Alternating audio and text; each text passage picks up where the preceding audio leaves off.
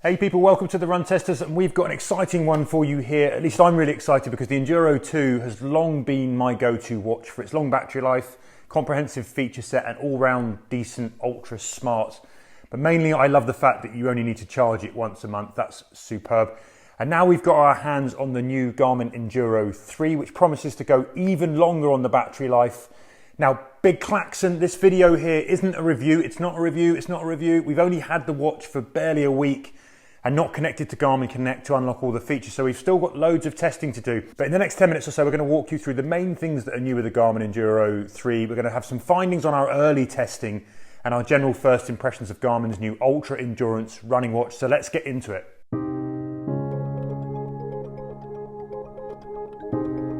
Before we get into what's new and the big headlines here, it's worth noting that the Enduro 3 is still loaded with a comprehensive selection of Garmin's premium training, performance and navigation features, just like the Enduro 2. All your training load, your training effect, VO2 max, race predictor, but you also now get trailed VO2 max as well. Grade adjusted pacing is there, morning report, sleep tracking, nap tracking, HRV, recovery, all that stuff is present. We'll get into those more in the full review. But just know this is a fully tooled up tracker for health, performance, training and recovery.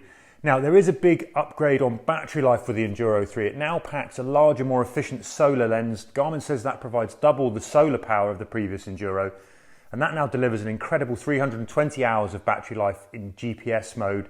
That's more than double the Enduro 2. It blows away the competition here as well for regular GPS staying power. Multi-band GPS life is also up to 120 days. Regular daily use now extends to 90 days in the right conditions and the right settings. On design, you've got a 51mm titanium bezel, scratch-resistant sapphire lens, our favourite comfortable ultra-fit nylon bands as well. There's still no AMOLED display here, but that's not really surprising as this prioritises staying power over some of those sort of extra bells and whistles. The watch is about 7 grams lighter, which is a welcome weight saving, and it looks like some of that weight comes from swapping the metallic rear casing here for a little bit more of a plastic back. There's much less bezel than you get on the Enduro 2 as well, or the Fenix 8 for that matter, so it looks a little bit cleaner and a little bit more subtle. Oh, the other important news, the flashlight stays, and you can now control that flashlight from the display. Navigation tools include topo active maps, but there's also now dynamic round-trip routing. You can set a target destination for a run and it will deliver dynamic routes that continually adjust, almost like in a Google Maps style.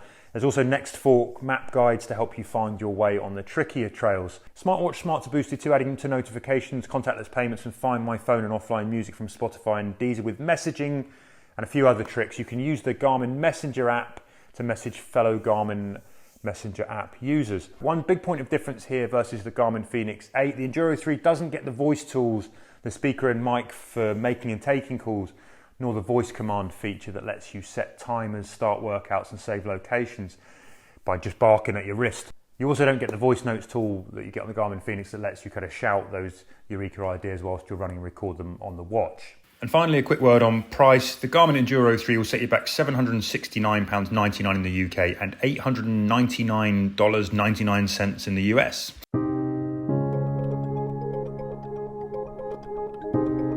Now I'm currently testing the Garmin Enduro 3 51mm, and when it comes to design, I like the sleeker, simpler looks. There's some clear distance now between the real rugged, big-shouldered frame of the Fenix models and the Enduro 3, which is a bit more subtle, a bit more minimal. It's still a big watch, but the lighter build I think is a really welcome touch, and it just looks a bit more sleek and a bit more sophisticated in some ways. The screen isn't as bright and punchy as the AMOLEDs you're going to get now on the Epics and the Fenix, but in my test it was bright enough to read and easy to kind of read in all conditions, at least so far. I'm happy kind of to trade the fancy colours of the AMOLED for a longer battery life. That will depend on your preferences. But having tested this side by side with the Fenix 8, I think the buttons on this are a little bit stiffer. You probably won't notice if you're not directly comparing those watches, but I thought I'd mention it. Touchscreen is snappy, I had no lag, and the Enduro 3 whips through screens with a happy speed when you're using it.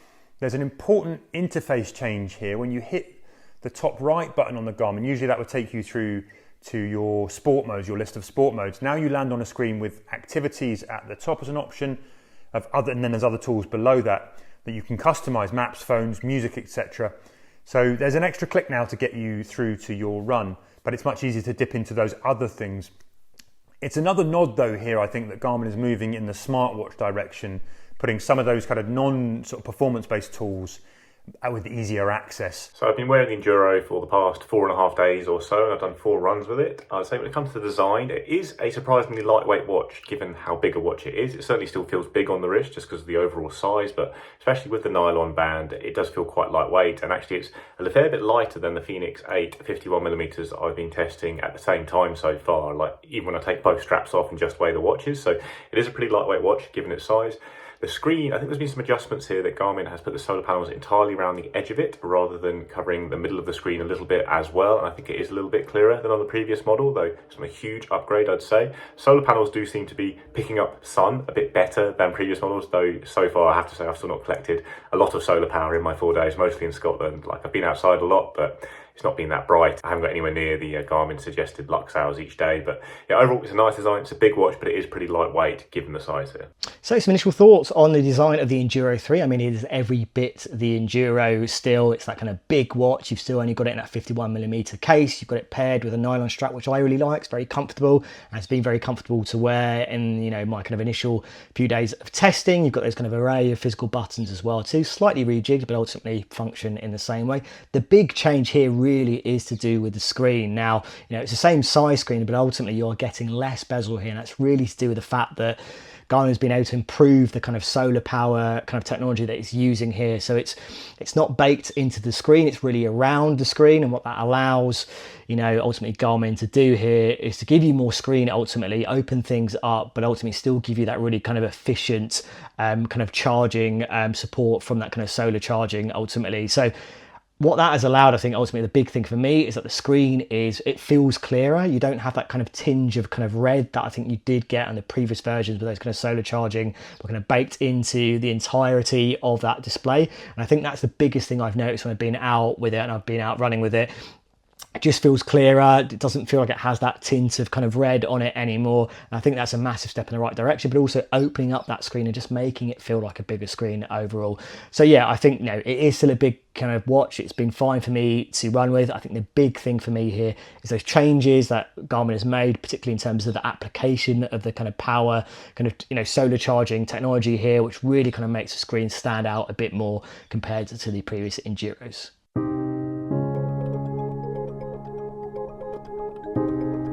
So when it comes to battery life, on paper, battery life in the Enduro 3 is the best in the business. In the very limited testing I've done so far, here is what I've found about how that's played out in real life. In 2 days, I've burned 12% from general usage. That has included 3 hours of GPS running, an average overnight burn whilst I'm asleep of about 1%, which is really stingy. A 90-minute run in normal mode burned 3% compared to the Garmin Enduro 2 at 4%. A 90-minute run in max accuracy GPS mode also burned 3% compared to the Garmin Enduro, also at 3%. On battery life, on the longest run I've done with the watch so far, it was a 2 hour and 20-minute run, and it was draining at 2.31% per hour during that run, according to the excellent DC Rainmaker analyzer, which would, you know, come out to about 43 hours of multi-band GPS tracking, which is very good, but a little bit short of the numbers we're kind of expecting from Garmin on the listings. And I will say though, on the runs I've done so far, kind of the longer you run, the lower the battery per hour usage is. So the longer you are running, the better the efficiency of the battery is, it seems.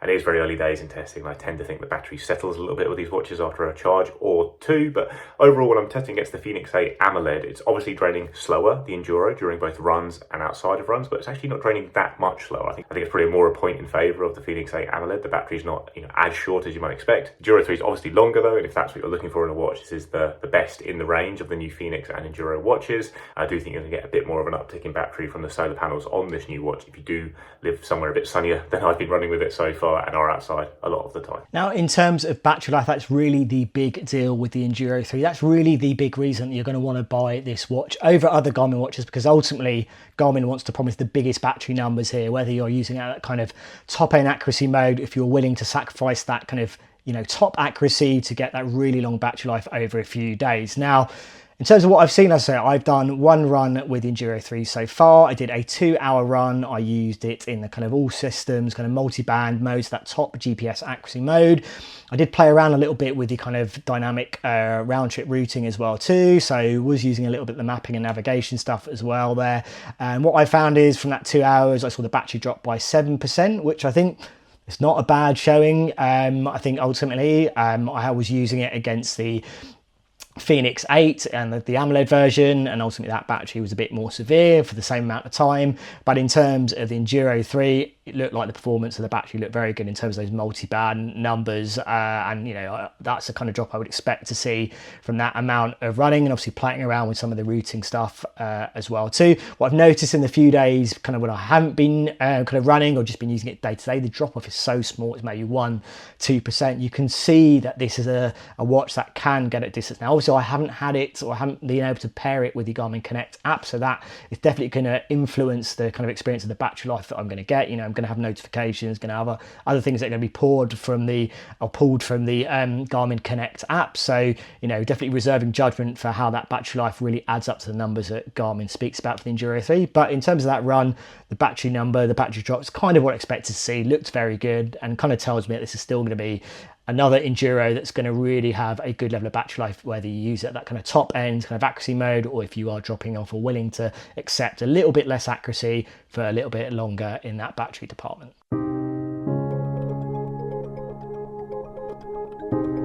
The accuracy of the Enduro 3 so far, like I said, I've done 4 runs with it, also using the Fenix 8 and the Garmin Forerunner 965, which is the watch I've been testing it against and uploading to Strava.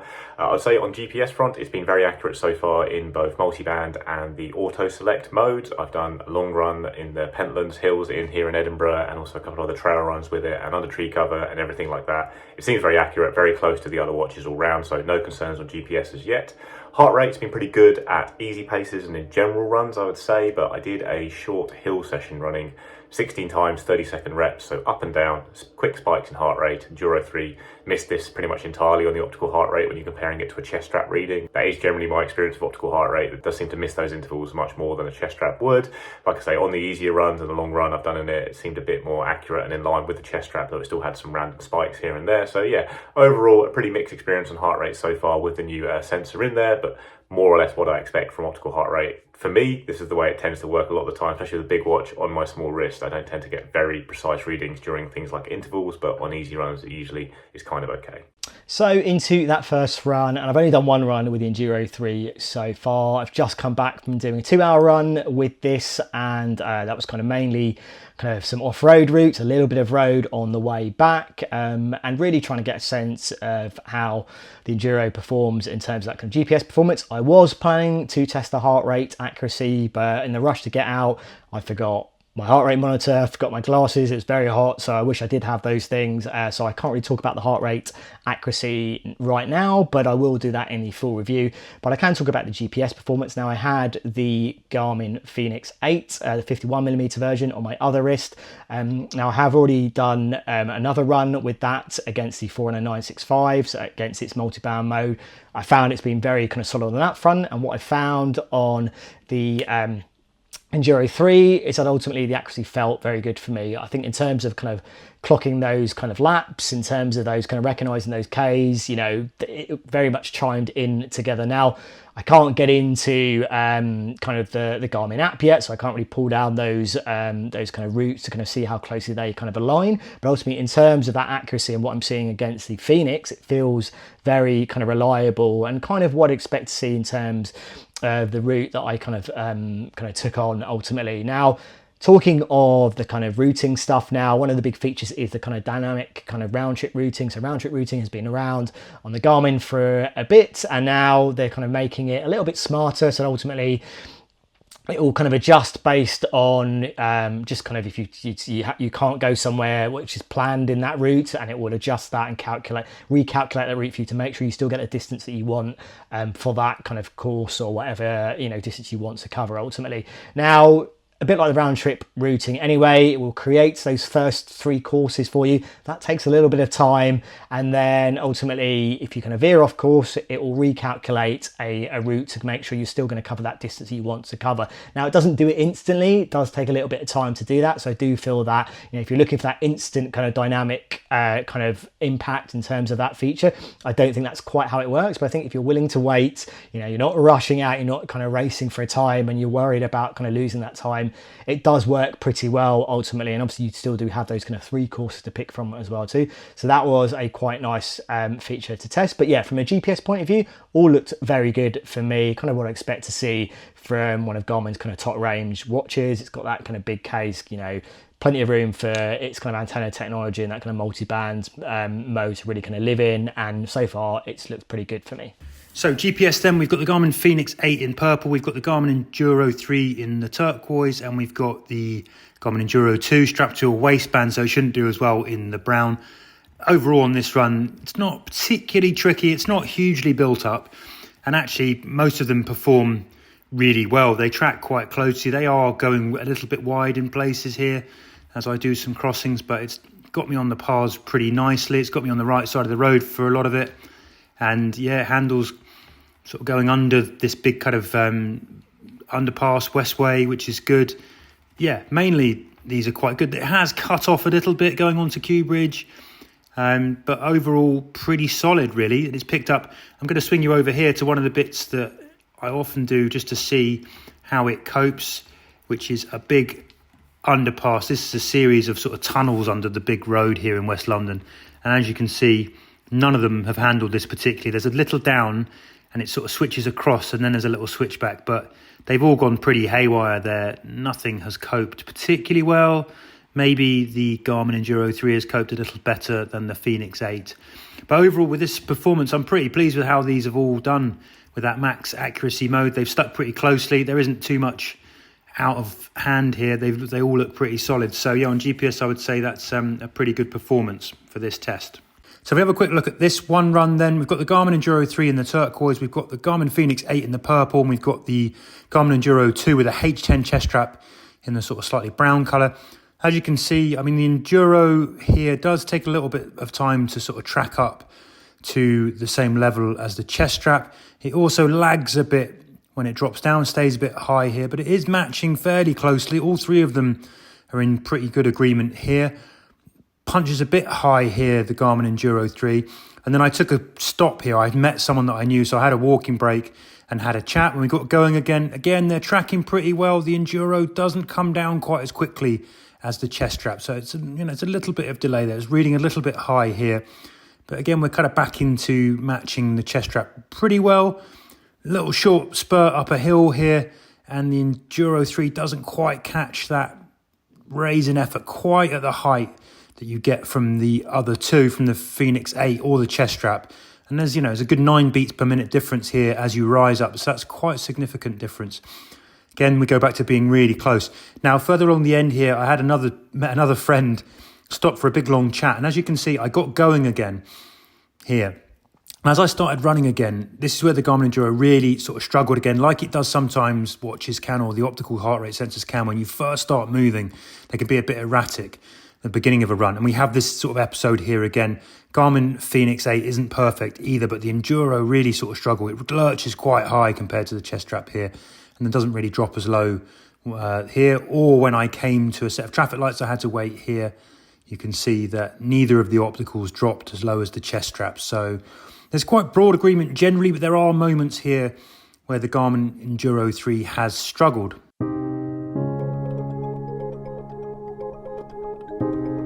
So it's really early days in testing, but the signs are positive, I think, for the new Garmin Enduro 3. I like the simpler design. I like that it's a little lighter. It's noticeably easier to wear 24/7 than the Garmin Fenix 8. I've been testing it side by side. I'm kind of happy that it keeps the non-AMOLED display and solar charging skills to ensure the very biggest battery life. And it is a whopping battery life as well. I rarely charge my Enduro 2 now, and this looks like I'll have to do that even less, which I love. GPS and heart rate accuracy so far seem to be pretty solid, but that needs much more testing before I have a verdict on that. There'll be more of that in the full review.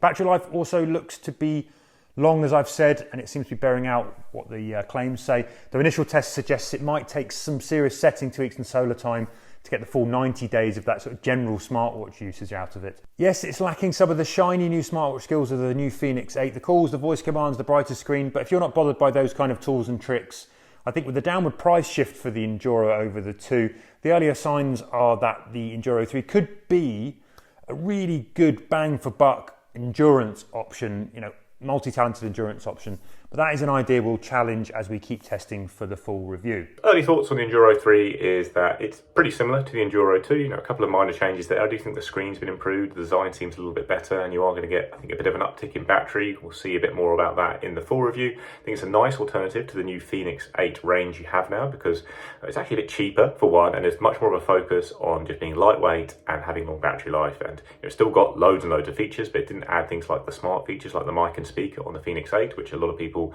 won't necessarily find useful. So to have a watch that is very performance focused, has that really lightweight design for such a big watch. It's still not a light watch, but for such a big watch, it's certainly a lightweight watch, and does have that great battery life, really accurate GPS, Garmin's newest heart rate sensor as well. So all across the board, I think it's a nice little update. Don't think it's a massive one compared to the Enduro 2. Prices are still so high in this area with Garmin watches. I think in general, it's always better to look at previous models, and the Enduro 2 offers a pretty similar experience. So if you can find that in a good deal, that's probably gonna be the smart way to go. But yeah, enjoying testing the Enduro 3 so far. I'll have loads more to say in the full review. So some initial thoughts on the Garmin Enduro 3, and it's feeling like a pretty solid update to the Enduro range. I think it's still going to stand out for the same types of things as the Enduro. I think ultimately you are going to get a watch here that is going to have a lot of battery life, and if that is something that you want from a Garmin, I think it's still going to deliver that to you, whether that's tracking or when you're not tracking. But ultimately, as I said, until I can really connect it to the Garmin Connect and really see how that kind of impacts on the performance, I reserve judgment on how much better it is on the previous Enduros. Core functionality in terms of performance looks like it's going to be there and thereabouts with the other kind of Garmin watches that have launched alongside it as well too. I like the fact that those changes in terms of design of the, how the display works, how that works in conjunction with the solar charging technology, which is a new version. I think that just makes the screen feel a little bit more, just generally nicer to look at and to kind of glance at ultimately. So I think that is a big plus here. I think it's worth looking. I think, previously Enduro has always been the kind of really expensive watch to look at in Garmin's range if you really wanted those big battery numbers. Now, if you look at the pricing now, it comes in cheaper than the Fenix, which obviously comes in that kind of AMOLED and non-AMOLED options. And I think ultimately what you're really missing out from those watches is you're not getting those kind of recreational diver friendly features and the design. You are not getting the speaker and microphone, which means you miss out on the kind of smartwatch functionality of those features and that hardware, but also things like the kind of geotagged kind of voice notes, and also the kind of phone-free voice commands as well too. So you can speak and say start tracking or check your heart rate and things like that. Now, if you don't care about those things, I think ultimately this is a watch to absolutely look at. Again, if you don't care that much about the AMOLED display and you really want those kind of big battery numbers and all those kind of performance kind of features that you're going to get on the Fenix, then I think this is absolutely one to look at. I think, what I'm feeling is I'd be happy having the Enduro 3 in terms of what I'm seeing so far. But yeah, ultimately, I think it's for those key things, I think it feels like a nice update on the Enduro 3. And crucially, the pricing just makes it a little bit more, I think, competitive with Garmin's own watches, but also some of the other watches outside of Garmin's kind of range as well too. So yeah, it's feeling like a solid update with some nice design changes, that kind of core performance that we've seen for the Enduro, and crucially that battery life, which looks like it's going to be as good as the previous Enduros. So that's a very, very early look at the new Garmin Enduro 3. We're off to keep running and keep testing, always wearing 2 watches at least here on the Run Testers. Now, if you're interested in the Garmin Fenix 8, we'll have a similar video to this up on the channel right now. Go and check that out. Don't forget to like and subscribe to hear when those reviews come in future, the full reviews of these watches. I'm also going to pop another video up on the channel now that I think you should check out. Otherwise, thanks for stopping by. We hope to see you again soon. And in the meantime, happy running, people.